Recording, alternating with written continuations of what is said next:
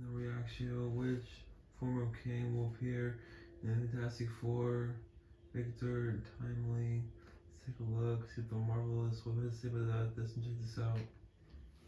After years of lying in wait and standing by the wayside, the Fantastic Four are finally making their way back to Marvel. As Marvel's first family, the iconic team is awaiting their long-anticipated homecoming within the next few years, after having lived under the Fox banner for some time. For weeks now, we have been receiving various rumors and theories regarding what might be lying in wait for the team, and there are a few notable leaks that are worth investigating, primarily the alleged inclusion of Kang the Conqueror in the MCU's Fantastic Four, and their first solo outing. So, stick with us today, watchers of the Marvel Multiverse, and let's dive into the source of this claim, the likelihood that it's true, and the potential places and identities that Kang might use in his adventure when the Fantastic Four unite once again. The leak comes from the notorious insider known as Daniel RPK, who has developed a reputation for being highly successful in his claims. His information has shown itself to be generally reliable, and as of now, we have no reason not to believe him simply based on his accuracy in the past. The claim states a few things. First off, it claims that while Kang will be present in the project, he will not be the primary antagonist of the Fantastic Four film, nor will Doctor Doom.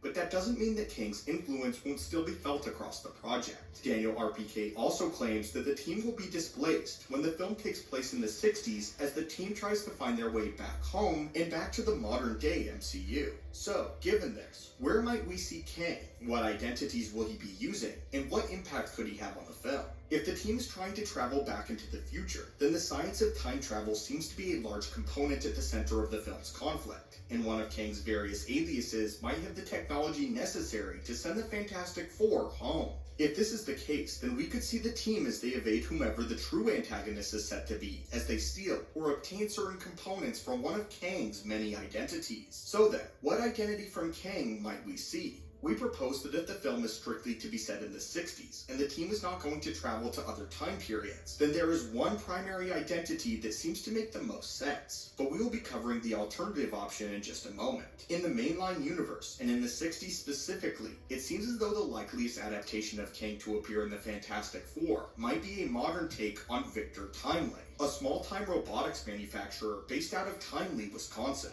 This version of Kang landed in the year 1901 and founded the town by building an esteemed robotics factory that was far beyond what anyone of the era was currently capable of. Using his future technology, he was able to grow his enterprise into a generational endeavor, and anytime he returned to the early 20th century, he would assume an identity within the Timely family, be it his own son, grandson, or great-grandson in some cases, and the Timely identity is something that he has used for years. This means that in the 1960s, he could easily pass for Victor Timely III, the grandson of the town's original founder and heir to this robotics corporation, which might house the proper component for Reed Richards to reverse engineer in order to send his family back home, whether or not he knows the full story of Victor Timely and his family or not. His robotics are likely to be far beyond what anyone else might have seen, and it might catch Reed's eye as the most advanced technological firm of the time. But this is if this film is truly set to spend most of its runtime in the 60s. So then, if the Fantastic Four is not only going to be limited to one point in time,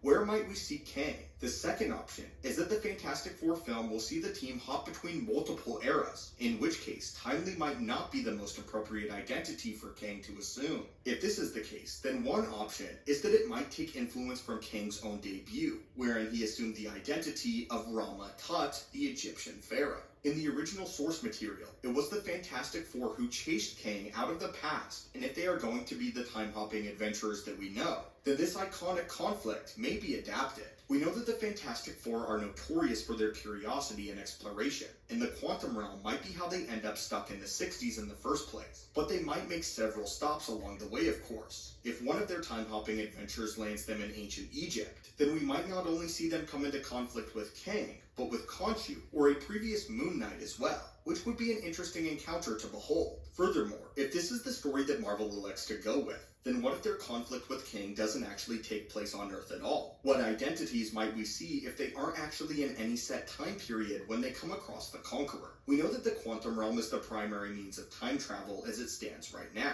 and that the quantum realm will play a large part in the third Ant-Man film, which will also serve as Kang's own debut. In fact, we know that a version of Kang exists in the quantum realm as of right now, and we proposed in the past that the realm actually acts as a sort of hub for many Kangs, a hub as they travel across the multiverse. It's perfectly reasonable to conclude that Reed and his team might use the quantum realm at some point in the film, and this seems to make sense given what we know about it. If they encounter a variant of Kang, then it might take place in the quantum realm when they are first exploring it. Then this conflict might have resulted in the displacement of the team, and if this is the case, then we may see Kang don his full combat suit rather than simply a human alias. This could mean that Kang will only make a brief cameo to knock the team into the 60s, and then as they escape, they will come across a different antagonist on Earth in accordance with Daniel RPK's claims. It likewise means that they could reasonably encounter any version of Kang that has traveled across the multiverse, and there is conceivably no limit as to which variant this might be, simply because he can be from anywhere at any time.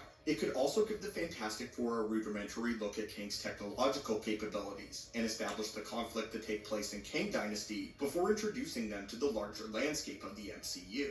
As of now, it seems as if the timely identity is the likeliest inclusion of Kang in the MCU Fantastic Four. But we felt like addressing these two other warranted variants. But anyway, my friends, what do you think of these options? Do you think we'll see Kang hiding in the 60s? And if so, will he assume the timely identity, or will we see another version of the Conqueror? Will they see him at some other point along the timeline, or in the quantum realm? And if so, which version of Kang would you like to see in the Fantastic Four? As always, my friends, thank you so much for continuing to watch and support the channel. Hit that subscribe button to assemble and join our team, and I hope that you have a great day.